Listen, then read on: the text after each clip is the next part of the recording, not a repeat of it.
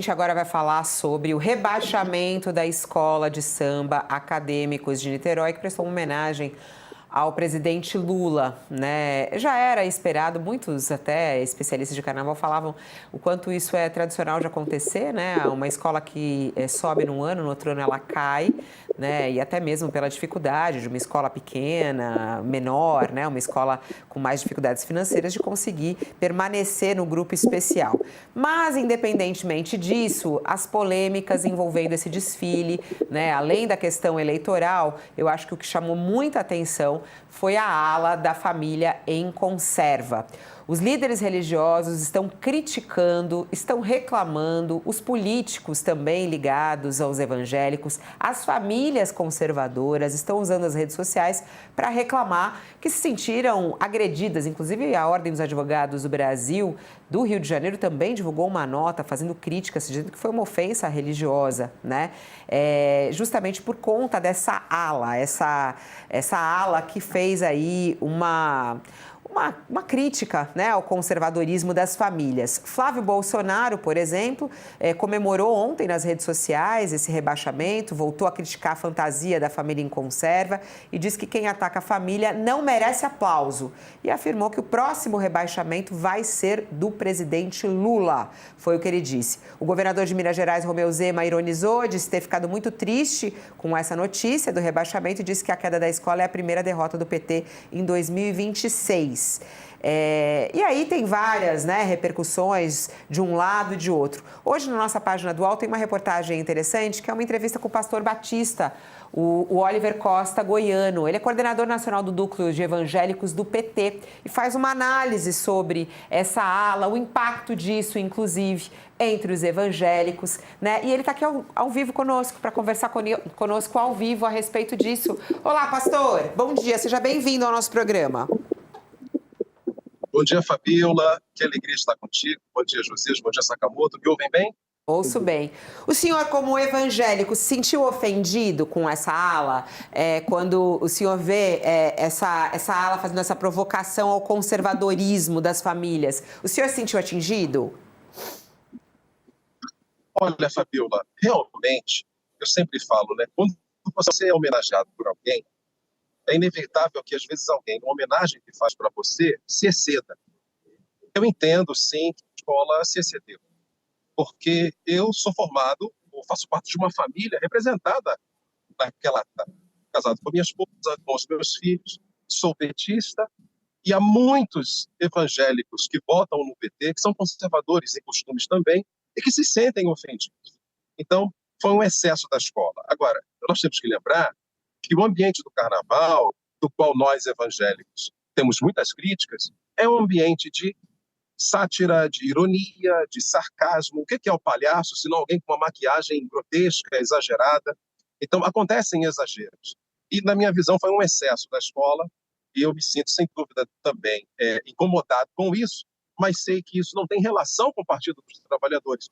O nome da escola é Acadêmicos de Niterói, não é Acadêmicos do PT. Então, foi o PT que colocou aquela ala ali. Então, nós precisamos separar as coisas. Pastor, bom dia. Pastor, o senhor deixa claro que, do seu ponto de vista, como um pastor e tal, e o senhor é um homem de família, achou que houve um excesso ali. Então, agora eu queria lhe perguntar, o senhor é filiado ao PT, do ponto de vista político, aparentemente, esse excesso furou, inclusive, aquela bolha bolsonarista, que tem uma aversão natural ao Lula, ao PT, houve manifestação até da Arquidiocese do Rio de Janeiro, enfim, não ficou restrito à oposição, à reação a esse gesto da Acadêmicos de Niterói, né? a essa acomodação da família, dos evangélicos ali numa lata de conserva. Né? Politicamente, o senhor acha que isto prejudica o relacionamento do Lula, que ele vinha tentando reconstruir com os evangélicos? Que prejuízo do ponto de vista político o senhor sente que este desfile proporcionou ao Lula? Olha, Josias, eu sinto que o PT ele foi fundado por três alas, um tripé: movimento sindical, pelo movimento de juventude e também pela esquerda católica, a teologia da libertação, as comunidades eclesiais de base. Esses padres que fundaram o PT, todos eles eram conservadores.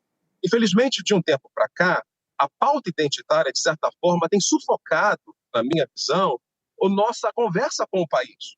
O Brasil é um país conservador. E aqui na cidade de Maricá, em que eu pastoreio e moro, existe um movimento no PT, que eu vou chamar que é o PT que todo mundo gosta, que é um PT liderado pelo gênio Washington Quaquá, que defende que nós podemos ser de esquerda, podemos ser conservadores em costumes e de esquerda na economia. Então, eu entendo que, na verdade, se as pessoas observarem que o PT de 1980 era um PT que defendia a pauta do trabalho, que defendia o alimento às pessoas, que é o que Jesus também sempre defendeu. Então, quando nós analisamos dessa forma, se as pessoas pararem para pensar bem, o evangélico não vota baseado no carnaval. O evangélico não assiste o carnaval, pelo menos é o que nas igrejas é orientado a fazer.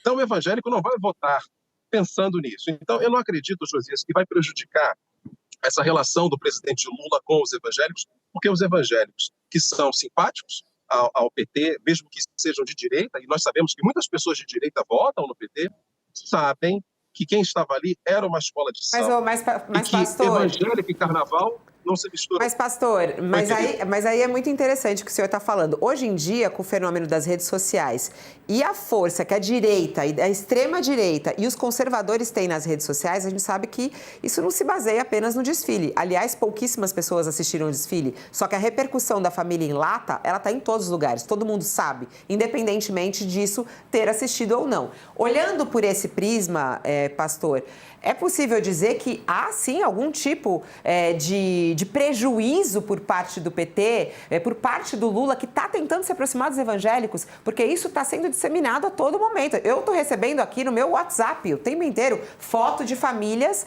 numa lata, né? Isso está repercutindo. Quer dizer, isso não vai alcançar, o senhor acredita que isso não vai alcançar o Lula na reeleição? Fabiola, eu vejo nisso uma grande oportunidade. Porque o PT, que é um partido que defende o socialismo democrático, é um partido que defende a liberdade de pensamento.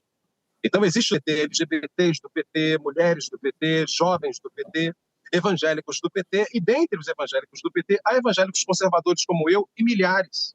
O PT tem 3 milhões de filiados e o PT tem 500 mil evangélicos filiados ao PT. Então, eu entendo que a oportunidade que nós temos é de mostrar ao Brasil que existe um PT evangélico também conservador. Que essas pautas de costumes, geralmente, Fabiola, são 3. A questão do aborto, a questão da homossexualidade, a questão das drogas, que nós, evangélicos petistas, temos também, e em sua maioria conservadores, uma ideia de que o aborto é um assassinato. Que nós entendemos que o Bolsa Família diminuiu abortos no Brasil, porque a mulher pôde também comprar anticoncepcional. Porque nós entendemos que a questão da homossexualidade é uma questão de foro íntimo, embora para nós evangélicos, em sua maioria, será pecado, não vai mudar, é o que está no texto bíblico, mas as pessoas têm o direito de exercer a sua orientação sexual. E eu sou pastor há 25 anos, eu sei o que é que as drogas causam, eu não quero particularmente que elas sejam legalizadas. Quando o Brasil olhar e perceber, opa, tem um PT conservador em costumes, essa batalha já foi ganha. O conservadorismo já venceu no Brasil. O Brasil é um país conservador. E há petistas também conservadores em costumes. Então, essa oportunidade que vocês estão me dando de mostrar para as pessoas e para o Brasil, olha, tem pessoas que em costumes também pensam como você e estão no PT. Pastor, bom dia, Sakamoto aqui, obrigado aqui pela presença. Ouvindo o senhor falar, lembrando o seguinte, inclusive lembrando que quando a gente fala de evangélicos, e quem não acaba achando que é um bloco monolítico, e evangélicos são extremamente diversos, né? Dentro das suas crenças, das interpretações, né, das correntes e tudo isso mais. Alguns de grandes igrejas, outros igrejas menores, mais progressistas, mais conservadores e por aí vai. Só que aí eu queria, é claro que dentro disso existem grupos, né, ligados a igrejas mais conservadoras, né, cuja mudança de voto, né, trazer o voto, a partir daí o próprio governo vê que é difícil trazer por conta de determinados pontos que são consolidados e cristalizados e outros não. Considerando esse grupo que está tecnicamente em disputa, eu queria que o senhor respondesse o seguinte, tivemos agora o episódio do Carnaval, né? Tem uma questão preocupante para o governo colocada aqui, dado a repercussão e como a direita sequestrou essa repercussão e a interpretação e jogou nas redes. Por outro lado, você tem outro elemento vindo aí que para muitas famílias evangélicas, pela estratificação das pesquisas, é relevante, é importante, que é aquela questão do fim da escala 6:1. Você pega grupos D, grupos C, D, né, grupos sociais, em que você tem uma participação grande de famílias evangélicas, trabalhadoras domésticas, mulheres negras, que são esse grupo que junta os evangélicos das periferias das grandes cidades. E dentro desse grupo você tem, inclusive, pessoas da oposição que são contrárias ao fim da escala 6:1 e têm se colocado assim, contrário ao fim da escala 6:1. O senhor acredita que, no final das contas, o que pesaria e o que vai pesar mais na definição desse voto evangélico que é indeciso, ou que está em disputa? É essa questão de valores e de costumes ou é essa questão dos direitos materiais? Olha, Sakamoto, uma alegria falar contigo. Alguém já falou que a igreja é a única organização católico-evangélica que tem cultos no sábado à noite antes das eleições. Isso é uma verdade, mas é triste falar isso, porque nós temos percebido que os púlpitos do Brasil, católicos e evangélicos, têm sido sequestrados pela extrema-direita. Que padres e pastores que erram quando vão ao púlpito e dizem vote em fulano ou não vote no PT, estão cometendo, na minha visão, até inclusive um crime. A igreja é uma instituição religiosa e não é para isso. E como você falou da escala 6:1, a escala 6:1 é fundamental ser votada. Até para você que está ouvindo a gente aqui, que é evangélico, você ir à igreja, você ensaiar no seu ministério de louvor, ensaiar no seu coral e na sua reunião de célula. As pessoas trabalham tanto que não tem tempo de viver. A vida não é só trabalho. A escala 6:1, inclusive, abençoa a igreja evangélica. Então, alguém já falou, acho que desde a época lá do Bill Clinton, que é a economia que define uma eleição. Mas como disse o ministro Haddad, nessa eleição não será apenas a economia. Os costumes são, aqui na América Latina, um tema que mexe muito conosco, porque é da matriz brasileira sermos religiosos. Então, Fabiola, Josias e Sakamoto, eu volto e digo, se o PT, o meu partido, entender que o evangélico não será favorável ao aborto, porque em Jeremias 1:5 fala que Deus chamou o profeta Jeremias para ser profeta das nações quando estava no ventre de sua mãe, porque o 139 fala que nós, sendo uma substância informe, Deus já nos sondava e nos conhecia.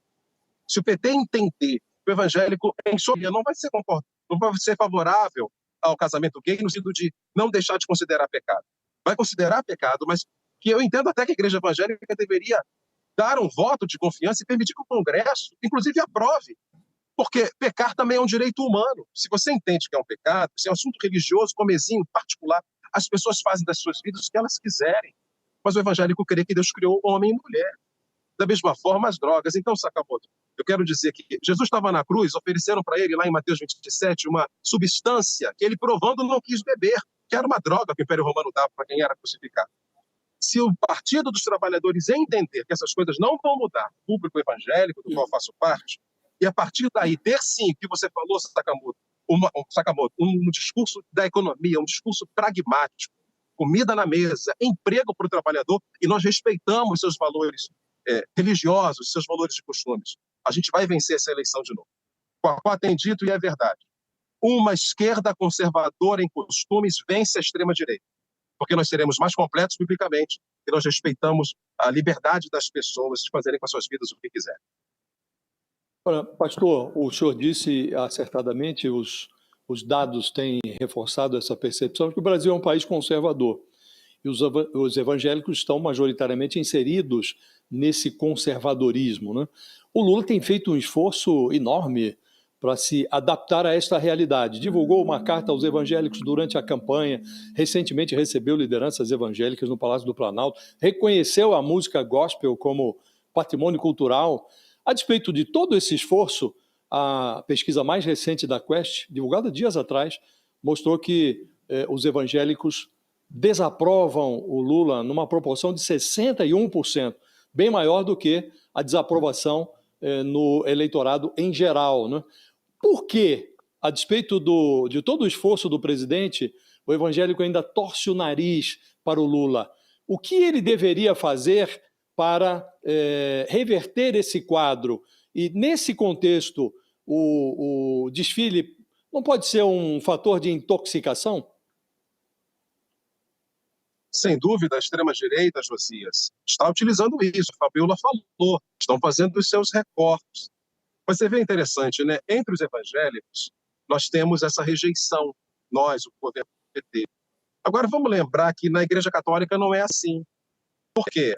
A teologia da libertação, as comunidades eclesiais de base, há 50 anos, quase 60 anos, fizeram um trabalho de base. Quando eu falei para você, Josias, que uma esquerda conservadora em costumes vence a extrema-direita, é lembrar de Mateus 25, em que Jesus falou assim: eu tive fome, me deste de comer. Eu tive sede, me deste de beber. Eu estava nu, você me vestiu. Eu era estrangeiro, vocês me receberam. Estava doente, foram me visitar. Todas essas pautas que Jesus fala em Mateus 25 são defendidas pela esquerda.